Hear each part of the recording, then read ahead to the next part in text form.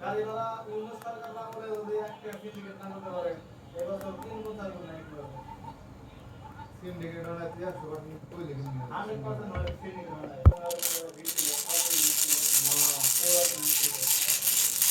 কত মার দিল